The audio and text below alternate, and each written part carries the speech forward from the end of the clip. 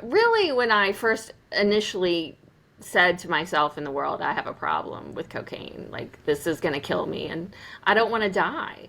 And it was the first time in my life I had ever articulated or really even thought, I don't want to die. Because it's always been, I want to die. Like, Mm-hmm. that didn't scare me. So it was even more strength that required me to say, I want to live. So it was once I did that, it's like my brain kicked in and said, okay, we're dealing with a whole new person now. Yeah, We can yeah, share this with her. This isn't going to like tip her over the edge into suicide. We're going to, yeah. she has some compassion for herself, some love for herself, some respect for herself. She's going to be able to handle this. So that was when it all started.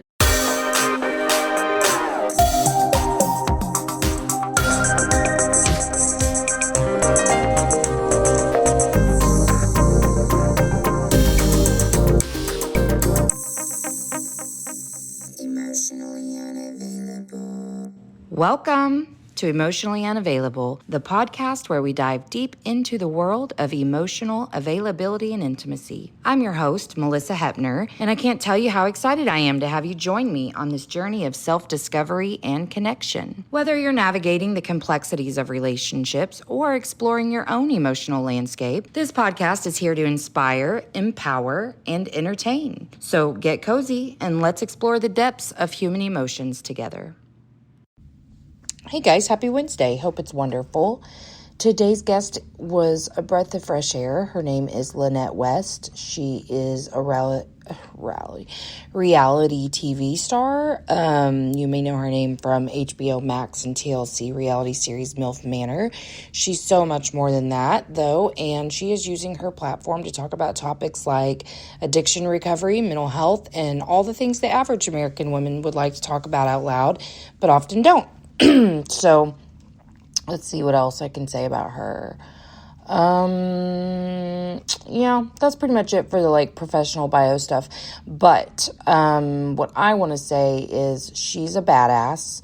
I felt very connected to her, and I can't say I was surprised because I felt like anyone using such a big platform to talk about these topics was probably going to be my people. But I was like, at the end in my head, I was like, I wish we could be friends, but I think we're around the same age. Just a really cool lady and strong, resilient, but also, I hate to say that because you know how mama's trying not to be identifying as strong and shit anymore. But she is strong and she's really cool. So I don't know. I feel like I'm sounding silly, but I just had a really good time on this interview and really just felt super connected with her. So you're going to love her story, and I'm excited to share it with you. And in the show notes, I will make sure to include her links for her website and her Instagram. So just check the show notes because if I come across anything else I want to share, it'll be there. I'm tired, so I'm going to go, but I love you and I appreciate you being here. Please be patient with the ads. Helps if you listen to them. But if you hate the ads and you would prefer, then feel free to subscribe to Patreon. For $3, you can become a friend of the show and just support our mission. For $5, you get ad-free episodes. For $10, you get ad-free episodes. You are a friend of the show, and you get my monthly workbook included in the fee, which saves you $5 on the workbook or more if that month happens to cost a little more. And $30 if you want to advertise on my show, too. So, anyway, that's it. I love you. Here's me and Lannette. Emotionally unavailable. Okay, so I read your profile again this morning. Okay. And so basically, the way I would kind of summarize what you're doing right now Mm-hmm. is you got some success, some fame from a reality show that you did, and now you're using that platform to talk about things that actually matter to you. Is that a fair summary? That's pretty Okay. concise. Absolutely. Okay. Okay, awesome. And that was really the energy that I just kind of got. And so I didn't really like prepare in any different way, but I was like, well, shit, I'm gonna ask you some shit then. Um, well, because let me just say this. So I'm gonna pull this back up because I read what you wrote in the little thing where Calendly's like, "Is there anything you want me to know?" And I was like, "Oh, damn, I don't usually read these, but I happen to this time because I'm usually like, you don't actually have to fill that out. They won't let me not put it there. You know what I mean?" Right. Right. But you wrote stuff here that wasn't in your Podmatch profile, Hmm. and so I was like, "Damn, that's crazy." Hmm. Sounds like we've experienced a lot of the same stuff. So I Really? have some questions around childhood. Yeah, Okay. because I am also a survivor of childhood sex Okay. abuse, domestic violence. I haven't had like full blown addiction, but I have a real dopamine seeking personality and love to escape. So I hit a borderline on addiction several times in my lifetime. But I wouldn't, it would be unfair for me to categorize it as like a full blown Yeah. addiction because that's not my platform. Lots, lots of self diagnosis for sure. But I was too afraid of like the mental health system, even though I'm a mental health professional, to go and get any sort of diagnosis. So, yeah, I was like, "Oh, we have a lot in common here, honey." Really? So I kind of wanted to start with like, because some people experience childhood sexual abuse because it just happens to so many of us, but some of us like me, it happened because I was put in lots of situations by my really immature slash addict Mhm. mom to be exposed to things like that. So I wanted to start with like whatever you're comfortable with. I mean, I know you're on a bigger stage and there's stuff that you probably don't want to share. So whatever you're comfortable with, kind of what your childhood was like. Yeah, the interesting thing about my story, and maybe you'll relate, maybe you won't, is I didn't know about it until like 3, 4 years ago when I got sober.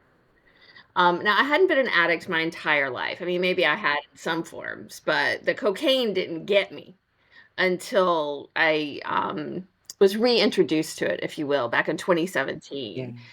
Because I lived, 25 years taking care of my kids and trying to be a wife and doing all that mess. But so I and it plays into the addiction because obviously I was escaping something. I just didn't know what it was. And I got sober, and it was a couple weeks I had been clean, and I was standing in my bathroom, and all the really like life-changing epiphanies occur in my bathroom for whatever reason. And I just started having like this slideshow in my brain. And I now know those are flashbacks, but I like to call them slideshows because these images were coming to me one after the other after the other. And they were all a collection of very distant memories and flashbacks that I had had throughout my life. And in isolation, those images didn't really tell me much. They left me very confused. And I can remember having this thought about my grandfather and not wanting to be around him, like wanting to get away. And I was sad when we moved and he told me, "Oh, don't worry, you'll still come visit next weekend." And I remember thinking, "Damn, I thought I had escaped him."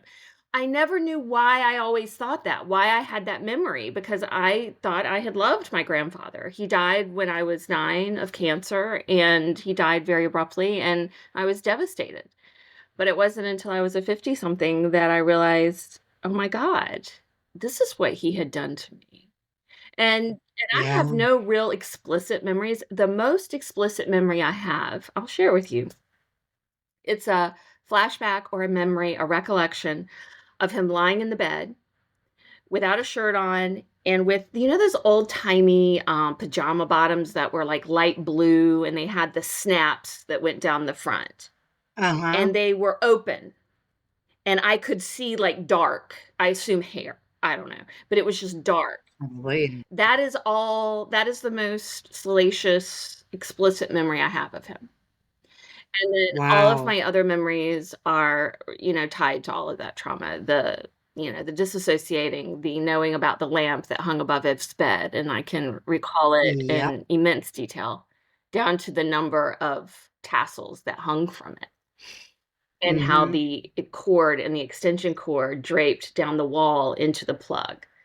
Like I memorized that. And what I'm told is that's what you do when you're being harmed and your brain can't take it. You fixate on something outside of yourself to protect you so you survive. So it was Yeah. several of those memories and some other random flashbacks that had never made any sense. But in the context of, oh my God, he hurt me, it made a lot of sense. So it literally was an epiphany. And I had a moment where I went, oh my God, he abused me. And I had this very visceral response. I just started vomiting. Like it Yeah. was just a release. And I started screaming and, all the Oh yeah. dramatics that go along with that.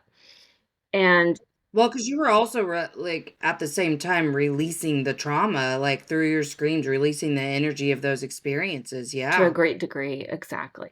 And see, Yeah. I was very young. This happened when I suspect when I was very, very, very young.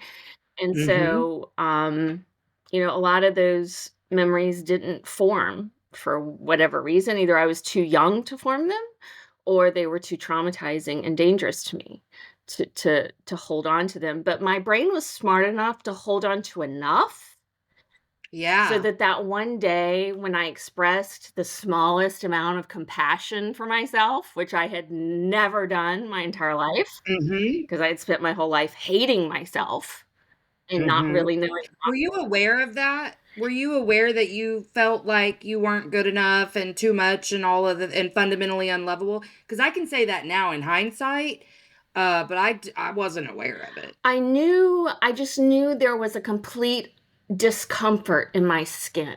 I felt like an Mm-hmm. alien.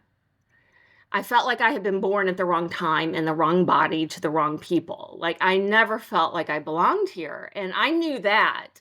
I didn't know the depth of my self hatred until I got sober and I started talking to a doctor about it. And she was like, God, you're so mean to yourself because I would recount some of the things that I say, my internal dialogue. And Yeah. it was vicious. And it was so normal to me that I had lost the perspective of just how mean I was being to myself. Because I have the Yeah. capacity for kindness and empathy for other people. It seems limitless. But for myself, it's just a straight dagger to the heart every time. Oh yeah. Well, and what I learned too is like as compassionate and empathetic as I was to other people, the second they messed up, I held them to the same cross of perfection that I held Mm. myself. Like, I understand now it was all negativity bias and that I was confirming my own narratives that I couldn't trust people, that no one was ever going to show up for me, blah, blah, Mhm. blah. Right. Right. But like that part right there is actually the latest in my growth and evolution was I got the opportunity to practice some, staying safe within myself in tough conversations because I've over the last year and a half I've kind of been more isolated and it's just happened to become that way because I work from home now and blah blah blah.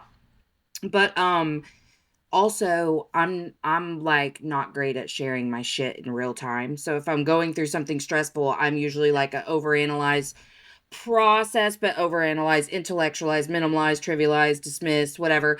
And even though I would consider my wounds healed, these are behaviors I'm still working through. So I've just kind of started practicing that in real time. I'm going to be brave enough to say, like, I'm going through something. So I got to practice it. But the triggers happened to where I was like, this one will tell people anything. And I knew I didn't, da da da. And then I was like, oh, honey, anytime you're saying something like that, like you're just confirming a bias. So what are you actually Afraid of. doing here? And I realized I felt like accountability was shame, um, Mhm. belittling, even though I would never actually say anything to someone's face if I was like, I just cut them off. That was kind of my game. It was like, oh, okay, you suck. You're not showing up for me. You're toxic, whatever. Really, I was the toxic one, but whatevs. So yeah, I didn't realize like until I was really kind of reverse engineering the whole conversation that that's exactly what I was doing. Mhm. Did you struggle with in your relationships that way, or did you kind of tend to pull people closer? Well, I pulled them so close that I would strangle them and then get mad when they left and then cut them Mhm. off. My cutoff Yeah. game is very strong, and I know Yes. that self-isolation game is part of the game. And that's part of Yeah, what I yeah. haven't healed either, is because I'll cut a motherfucker off and never talk to you again and never and just act like you never fucking existed. Like I have no Yes. problem doing that. I mean, I'm I'm talking still on working on it, my man. own mother, my own sister. Uh-huh. Like it doesn't matter how fucking close you are. That cutoff game is on. Yeah. Yeah, and I mean, I think I want to be clear in saying I think that's okay when it's warranted. Right. Like there are some family members that are just fucking awful, and no matter how many times you say like this is not healthy, this is painful, this is whatever, and they have no like concern about that, cut them off, who cares? But I'm like cutting off real well-meaning people, that are like, Oh. I mean, not all of them, not Right. all of them, It's but hard to get I close to was you. so quick to it. It's hard to get Yes, close yeah. to you. And honestly, it wasn't until a couple weeks ago I was on someone else's show and she framed it like, "Oh yeah, so you were just very protective over yourself." And it's not like I hadn't heard those words before, but that day it Mhm. just like made so much more sense to me than it ever has, and I was like, "Oh, that's exactly what I was." Like, yeah, I was absolutely, Yeah. but I knew I had surrounded myself with emotionally unavailable people my entire life, people who were more than willing to let me be their hero and try to save them and give them money I didn't have and all of the things so that I didn't have to focus on myself. I have had plenty of friendships like that my entire life. I've done decent on intimate, like Good. long-term relationships. I did plenty of dumb shit with men who did not deserve any time with Mhm. me, and like it's bad when you're starting to like set rules for yourself, like at least make them buy you dinner, or at least like make them use a bed and not the car, shit like that. So like I've done plenty of shit, Right. but in terms of the people that I married, I'm on my second marriage, but Okay. they're pretty stable, Good. calm, like really the exact opposite of me. I've always been chaos, like everywhere I go. But like I really struggle with not pushing people Mhm. away. I mean, I just really didn't see that about myself at all. Yeah. And thank you for being so open about like discovering this experience, because I really like the way you have framed it. Because what I was thinking, because interestingly, in my bathroom 2 days ago, Mhm. I was standing there and I was thinking about previous like sexual abuse in my childhood. Mm. And I know that I was less than 3 years old the first time, Mm. and I was like 5 the second time. Both babysitters, which I think was adolescent males, both of Mm. them. Mm. And I have very little memory of it as well. But I remember the same now that I remembered then. And it was weird because the reason I was thinking about it is I was like, I know that then I knew there was penetration, Mm. but I don't remember that. I just remember remembering it. You know what I mean? And why I was like questioning the whole experience a couple days ago is I was like, I can't believe more damage wasn't done, that like I don't remember pain. You know what I mean? Like things like that. And I think because I can remember all these weird details too, I must have done the exact Blocked same it out. thing. You Just blocked it. like dissociated and then yeah. I mean, but I had shared my abuse with my mom and it was not taken seriously. I tried to share it with my grandma, not taken seriously. Like it, because other family members had received higher levels of abuse in their mind, like more legitimized. I'm like, I don't know, dude. I think someone doing this to a 2-year-old is pretty fucked up, but whatevs. That's pretty fucking Okay. bad. I'm not sure how much Yeah. worse you can get. Right. I think because there was male on male violence with another family member, that in some way was worse to my grandma. And so what I experienced was, and you know what else? I think in hindsight, I think it's because she experienced the same thing and had learned to minimalize and trivialize. Because whenever I started talking with a distant cousin, like ancestry says we're third because we share a great grandma, like that's her grandma and my great grandma, but I always thought we were second cousins because she was my mom's first cousin. But as she started to like tell me about what she knew to be true about their childhood, I was like, that is not at all what she fucking told me. So like I think she blocked out her entire negative childhood. So, but I think somewhere in there she knew that had happened to her too, and I think by her dad. So Hmm. it makes sense now, but like at the time I was like, it's got to be that to be legitimized, and then we just never talked about it again after the last time that I tried to like get some sort of validation of like, I'm sorry that happened to you or anything. We just never talked about it again. Yeah, you just bury it. Yeah. Yeah, yeah. So you're saying then that it really kind of took getting sober before you dealt with any of your Yeah, shit. I remember because I have two family members, two sisters that were abused as well. But growing up, I had known about one of them. And so I had always taken the attitude of how grateful I was that it had never happened to me. I thought with all the shit I've been through and all the problems I've caused and all the problems that have found me, that was one I escaped. Aren't I lucky? And I legitimately saw gratitude in that. I was like, oh, well, thank God of all the stuff. I don't have to worry about, that. Mm. So then part of that, illumination was realizing that I was just so completely bamboozled by it because I literally had gone to the other extreme of being grateful I hadn't experienced it. And now having to realize not only had I, but now I've got to deal with it. It was just so much. It was so much. Yeah. I'm going to assume you've discussed this with your family. Some members of my family, yeah. Most of them believed me and were supportive. Several or two didn't. I think Yeah. maybe she thought I was trying to rain on her parade. I don't know. But I don't talk to her to this day. It's been 4 or 5 years I haven't spoken to her. And, my mother had already passed away, so that wasn't anything that I could, you know, check with her on.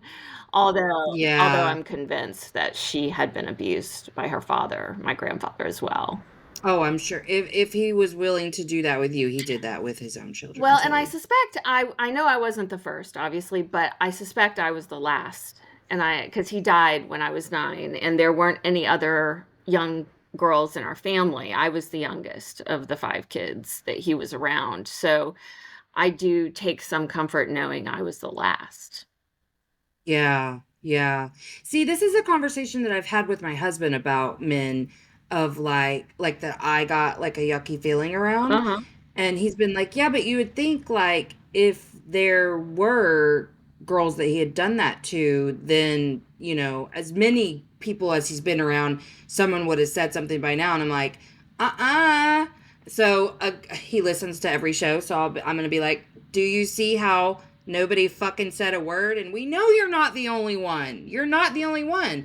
And there's a reason that you blocked it out, and you're not the only one who did that too. So yeah, let this be a lesson that like if you get like a fucking yucky feeling around someone, you don't have to have proof of shit. There's a reason that your intuition is like screaming at you, don't do that. Because it's programmed to be sensitive to that to keep you alive. Because your whole life you Yes, have had to figure out how to stay alive. At least that's what your nervous system absolutely. thinks, right? And that's Hmm. that what makes you so in tune with a room when you walk in. Like I know immediately in the room who the danger is and who's Yeah. full of shit. And Did you used to ignore it though? no, I've been always very in tune and very much a slave to my emotions. So I kind of go Okay. with how I feel on everything. And I won't say that, my intuition or my ability to read people has saved me from issues. But it's probably No, I feel you on that. I through feel you on them. that. But you trusted your intuition? I do now. I do now. I Okay, used to I used okay. to override it and say, "Quit being so mean," or "Quit being so judgmental," or Yes. "Quit being so Yes. sensitive." Now Ugh, sensitive, yes. now I completely trust it. I if Yeah. somebody gives me the ibby jibbies, like, it's game over. Like, I don't even fuck around with it anymore.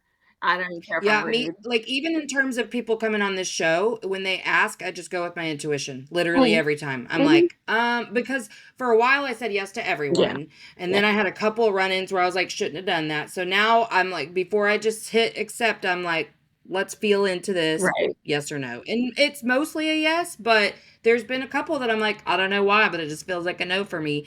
But that's how much I trust my intuition now Good. because of how many times I fucking did the exact same thing you're saying, where I was like, and especially like run-ins with men, Mhm. like, oh, I'm sure I'm just feeling this way because I have a history of sexual abuse. And then boom, they prove me right because I didn't listen to myself, Exactly. which I don't like now blame myself, but of course I did then. Sure. And it just piled on to shame because you experience shame anyway. And then like, oh, I should have this. Well, because we're also conditioned that everything's our fault. Absolutely. So Absolutely.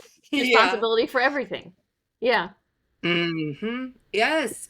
And just that when you were talking earlier too about just like always feeling different and things like that, like I just really hear that disconnect from your body that we've all kind of been through until we come back home to Mhm. ourselves. Right. So when in your recovery process do you feel like you really started to come home to yourself and be like connected to you? Um, After rehab, that's when it started. But really, when I first initially said to myself in the world, I have a problem with cocaine, like this is going to kill me and I don't want to die. And it was the first time in my Yeah. life I had ever articulated or really even thought, I don't want to die. Because it's always been, I want to die. Like, Mm-hmm. that didn't scare me. Yeah. So it was even more strength that required me to say, I want to live. So it was once I did that, it's like my brain kicked in and said, okay, we're dealing with a whole new person now. Yeah, We can yeah. share this with her. This isn't going to like tip her over the edge into suicide. You know, we're going to, Yeah. she has some compassion for herself, some love for herself, some respect for herself. She's going to be able to handle this. So that was when it all started. And I was, God, that was 21. So I was 48. Oh, yeah, that Wow. happened. Yeah.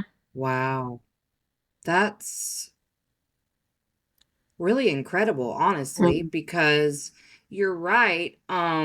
So much of what I've learned in the last couple of years, I would not have been prepared to learn before. And I'm sure I can even pinpoint different times when the universe or whatever you want to call it's trying to get me to see something that I was like, no, no, pretty sure they're all the problem actually still. They're all the problem, not me. Boy, when I realized, I mean, the remorse I felt almost immediately when I was just like gut checked into the understanding that I'm the fucking You're the problem common here. And denominator. also that I had made myself a victim, Mhm. like of everything, because I didn't see myself that way because I was the strong one. I was Mhm. resilient. I was the golden child of my family. I'm one of the only people in my entire extended family who are fucking not what my family is. Right. I'm the only one who went to college on out of like so many. The After me a couple of did, and that was really cool. And I do have but probably five, one hand worth of family members that aren't the way like my parents died from addiction very young. My dad was neither of them made it to 40, and I was 15 when my dad died. Yeah, he died 10 days after his 38th birthday, and then we thought my mom was going to make it to 40, but she died 4 months before her 40th birthday. Yes, because that's how much they had abused themselves for so many years, so many Well, they years. were. And so Mm. because I didn't follow that path, I thought I was fine. And none of us really understood trauma or the effects on us until the last 10 years, I don't believe. At least not here, like in the West. I was interviewing someone yesterday or the day before who like grew up with Eastern culture and they know so much more than we do. Right. And so I'm like, I'm a study of them now because man, they really got it together in a way that we're just now kind of getting it. But yeah, we just didn't have a single clue that we could be this impacted by childhood events.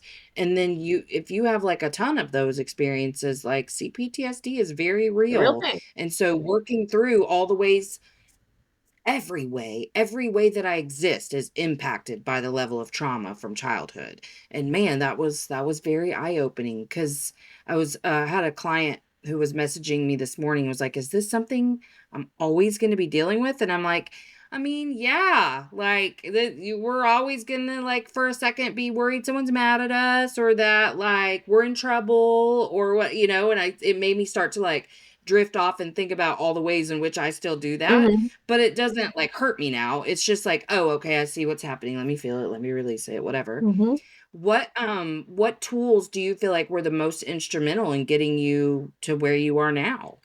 Well, my doctor said something one time that absolutely rocked my world, and I'm embarrassed to even admit that I didn't know this, but she was like, your thoughts are not your beliefs.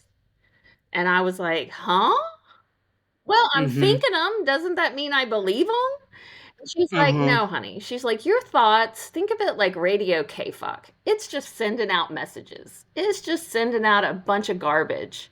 It's your job to engage your intellectual brain to decipher what's real, what's not, what's applicable, what isn't, what's relevant, what's needed. And you decipher that and you decide that. You get to choose. And I was like, you mean I control my thoughts? She's like, yes, you do. And I was like, fuck me, really? Blew me away because up to that point, and I was 48, okay, when this was my addiction psychiatrist talking to me. And up until that point, if I'd had a thought that said do something, I did it. Like I thought every thought I had was actionable and was my beliefs. Oh So, my God. yeah. So if I love I mean, that. this is how Yes. I live my life because people always called me impulsive, spontaneous, brave, because Yes. I would just instinctively just do all this shit. Now, for the most part, I'm happy to say that those impulses and those to-dos in my brain were beneficial. Like, make straight A's, go to college, get a good job, make lots of money, take care of your children. In a lot of ways it helped. But as far as serving me, it did not because I believed everything I thought, and what I thought were a really lot of awful things about myself. And when I realized I had control over that messaging and that I could redefine and alter that messaging, that was the most pivotal part of my life, I think. Yeah. Oh God. When I learned these are just narratives created through programming. That's not you talking to yourself. Because I was like, my self talk, my self talk. And yes, it's self talk, but you know what I'm saying? Mhm. Like, I wasn't connected to the thoughts at Mhm. all. They just happened. I had no control, no understanding. And I had to go through this whole process of externalizing the voices and giving them a character and all of the Mhm. things to understand fully that's not you. You are your intuition and your higher self. That is all the bullshit that other people in this world have programmed you to believe. That's a good way of Did you was Mhm. is that basically what you kind of did too? Exactly. Because Yeah. now when I have a thought, it's a moment of reflection instead of a moment of action. It's, Yes. "Oh, okay, no, I really don't need to do that right now," or, "No, I don't really think that. That's not I have evidence to the contrary. I'm not a fucking idiot. I'm not stupid. I Mhm. have test scores. I have things that show I'm not an idiot, so quit thinking that." And, at first it was very intentional and very cumbersome to do that. But Yes. the more you do it, the more reflective and the more graceful it gets. Because now I have that thought and I go, No, dumb, on to the next thing." You know what I mean? Yes. Yes. And I will say I was just it's nice when someone speaks the same language because I totally get what you mean by Okay, good. that. Cuz um I do the exact same thing, especially like I have wild fluctuations in my thinking processes during PMS, just Ooh, through PMDD, okay. and I've had to learn to not give them attention at Mm, all. Like I don't they are happening because they can and not because I need to even get curious about them. There are some things I still find like, oh, I probably need to be asking myself why that's coming up, but the nonsense is that. It's nonsense. And so I will immediately do what you're saying, which is nope. You do not get my attention. No, you do right? not, because that is stupid that you are thinking that. But I don't think that that's like dismissing myself Not at either. all. Like I think there's times when we do go when especially if we're having a response to somebody else, Mm, like their behavior, and we're like, oh, I feel this about it, and it's like really strong feelings. I work to not like be as triggered by things. So as I become triggered, I'm like, why? Because that used to be my truth as well. Whatever it was I was feeling, that was the truth. And you could not tell me anything else. Like, no, you're being a dick right now. Or no, you don't love me. Or no, you're mean. Whatever it was like, no, and no, I'm right. And you're not. So again, protective factors there. But yeah, I love that we both have the same understanding, because there are not like it's not needed to constantly analyze your shit either. Well, it's exhausting. Sometimes you can just move on. It's exhausting. Yes, exactly. And what Mhm. I've learned with respect to other people is I just, when people start in or start doing something, and I'm like, I just think, come on, show me more of you. Give me more data that I can work with so I can assess who you really are. Because this ain't about me. Mhm. You're calling me a bitch and a whore. This has nothing to do with my attitude or my sexual proclivities. This is all about you, Right. girl. What are you trying to tell me Mhm. about you? And when Absolutely. you turn, That's been a good understanding yeah, and when too. you turn that, when you have that kind of power, that is powerful to not allow other people to dictate how you feel and how you Yeah. behave. It's a power move of the highest order. Because now I'm like, try to piss me off. Good luck. You're not going to. Because I've Yes. already been through so much worse shit and survived it and thrived through it and excelled. Like, bitch, this ain't nothing. And sometimes I'll laugh Yes. because I'll be like, I know I may look like this, and you think I'm this sweet little woman that doesn't know anything, that's never had a hard life. I'm like, bitch, I grew up beating the shit out of my sister that was 7, 8 years older than me. Like, I'm a violent Yeah. fucker. Like, I grew up in violence. I'm talking life or death, beat them up, put them in the hospital, violence. Like, I have a rage in me that if I were to ever say, okay, let's flip the crazy switch and just let this bitch go, like it's over, dude. Somebody's dying and going to jail. Like, and people have no respect for that because they don't know. They don't know. They don't The part know. No, I totally the get part of that. it is I have Yeah. compassion for this unknown person that is barking up the wrong fucking tree. And sometimes I'll just laugh out Yes. loud and walk away because I'm like, oh, Well, honey. because you also know nobody behaves that way when they're not like sick, It's hurt people. You're Yeah. I mean, fucking like, crazy. Like, I got the I paperwork don't to need to prove take it. that personally. Right. I'm like, Hmm. bitch, you have no idea. Walk away now while you can.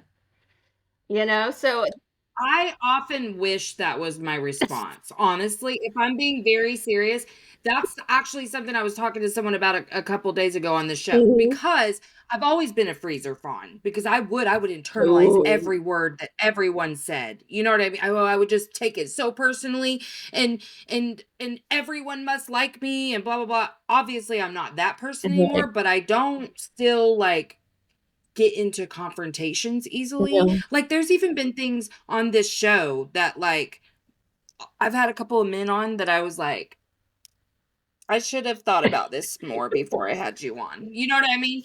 And I don't like confront in the moment. I've had people challenge me and I fucking love that. Like Right. the person I was talking to a couple days ago, she's like, "Well, let me just," and I've had several people like, "Well, can I tell you what I'm hearing when you say that?" Things like that. I love Right. that. I cannot do it. I fucking cannot do it. It's not like I want to be more of a fighter sometimes, but I don't have that. I don't have that thing. I don't know why. I Good. wish I did, Good. That's a but good thing. I just That's don't. a good thing. Mine is a buried rage that still kind of scares me some days. So that's good. Yeah. But it's like I've made the decision, unless I'm ready to go to prison, I don't unleash it. And I don't want to go to prison, so I don't unleash it. Like, it is something that will They stay. would not look good in No, prison. it They just wouldn't. wouldn't be a good outcome for me. Mm-mm. I got No, I kids mean, to get through college. I kind of think like in the pinnacle of my mental health crisis, that was the closest, like, cause I got a little crazy during that time, like to where I was like kind of flying off the rails at people, but it felt good. It was the first time in my life I had ever released some of that outside of like with my family and my closest people, cause I do take every ounce of my shit out on them. That's just the truth. But like with people just out in the world, I would just You know, like I didn't know how to really stand up for Mhm. myself. So during the mental health crisis, I was doing it. And then it started to like escalate into like road rage, Oh, you know, things like Lord. that, to where I was like, honey, we are about to really get ourselves in a situation here. We have really got to calm the fuck down. What are we doing? So then I was like working to regulate in a different way again. Mhm. But man, it is crazy the wild things that Mhm. come out of you, it, just from all of that deep-seated programming, you know, all of the times that you didn't have a choice or a voice or autonomy, it can come flying out at the worst seconds. But to your point, peace is your currency, right? Like Right. you found it and you don't want to give it up for people who are clearly on their own little journey of whatever that is. Well, Y'all be in your lane. I'm gonna be in well, mine. they're on their own journey and they're just at a different place in theirs than I am in mine, and we just don't match up right now, which is fine. I can respect that. Like I don't have to hate you. I'm not jealous of Yeah. you. I'm not wanting to be you. I wish you the best. But I'm not going to be a part of this process for you because like I'm way up here on my journey. You're right here. Mhm. So I'm Mhm. not going to take any steps back. I've got to continue on. Good luck with yourself. Bye. And you keep it moving, Yeah. you know? Yeah, I love that. And Yeah. one way to deal with What the road is yeah. rage, because I relate to that. Yeah. So I'm the nicest person. Okay. I like to consider myself the nicest person. I get behind the wheel of my car and I turn into the biggest asshole ever. You change, yeah. And what I've started doing, and I don't always do it, but give them the benefit of the doubt. Someone passes you really fast and cuts you off. Think they just got a phone call from their best bud that their wife is over there fucking their brother. You know, I Yeah. try to like come up with these crazy scenarios that's why they're acting that way and give them some room. They just need some, Yeah. and give them the benefit of the doubt that something really bad's going on for them. And it allows you to be more compassionate and it allows you not to run over them. I swear to you, I've just recently started doing this Good. because the first step for me was stop being in a hurry. Yes. Like, I'm willing to be late now, And you it's know? okay. And then I had to understand, like, the other drivers on the road aren't doing anything to me, for me, at me, about me. They're driving the way they are driving. That has nothing to do with me. And, like, we can make those things so personal, you Oh, know? So just recently, someone did something really crazy in front of me. It was like a weaving in and out of traffic, all this shit. And I was like, they are having a medical emergency or something. You know? exactly. I was like, that's not about me. Right. And it really isn't. And the fact that I ever made it about me is hilarious to me. But I did recognize I get in survival mode very easily when Mhm. I'm in a hurry. So I just don't get in a hurry now. I just try to stay very present and do what I'm doing and stay chill because I don't need to flip that switch, you know? Like, I just don't need to get escalated. Even if I'm never going to do anything about Right. it, I internally am just like raging. And for what? It's a fucking drive, you know? It's not worth your investment of time and energy because you're not getting any kind of return on it. So don't do it. So true. Yeah. That's a great way to frame that. Yep. Okay, if you had one piece of advice for your younger self, what would it be? Ah, God, you're gonna make me get emotional. Um, I don't know if it's so much advice, but I would just sit her down and tell her she's enough. Yeah, I resonate with that. I had to do inner child work and say you were always special. Like that was my thing was I never felt special. I never felt any like anyone chose me ever in my entire life. And I had to say like you were always chosen and none of that shit was ever about you, Wasn't your you know? fault. Yeah, it wasn't your fault. Yeah. Well, is there any like final words that you would like to Um, and also tell us where we can find you, what you're doing, shit like that? yeah, well, it's like I always talk and tell people, this too shall pass. And I try to remember that too. Like even right now, I get emotional, but Yeah. you're stronger than you know. And shit will just go on. You just gotta keep after it. You just don't give up, you know? Yes. Yeah, don't give up is beautiful because, well, first of all, strong people cry. We cry. You made me cry, so that's Mhm. fine. Um, but if I had given up, I wouldn't have received the book that changed my life. No. You know what I mean? So like if you keep holding on, there's going to be that one piece of information that just makes it all click Mm, together for you, whatever that is for whoever's listening. Like right. it's keep holding on, keep looking too, because maybe it's this podcast, maybe something that one of us has said today is going to make you Yeah, feel like, oh, okay, exactly. but whatever it is, don't give Don't up. give up. Just, remember this Yeah, too shall pass. Yeah. absolutely. Well, I've loved It was meeting so good to you. meet Thank you so you. much for coming on. Thank This was you. so fun. Absolutely. I enjoyed our Um, time. I'm gonna push stop, but if you could just stay for Sure. 1 second. Yeah, sure.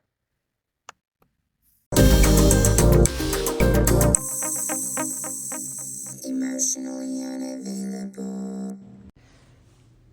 Hey, make sure you've given the show a 5-star rating on whatever platform you're listening to if you haven't already.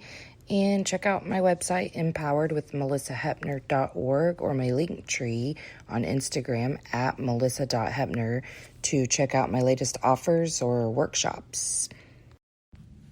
All right, that's it from me. So make sure that you check out the show notes for links. And until next time, let's all just keep swimming. Emotionally unavailable. INDEPE and cut.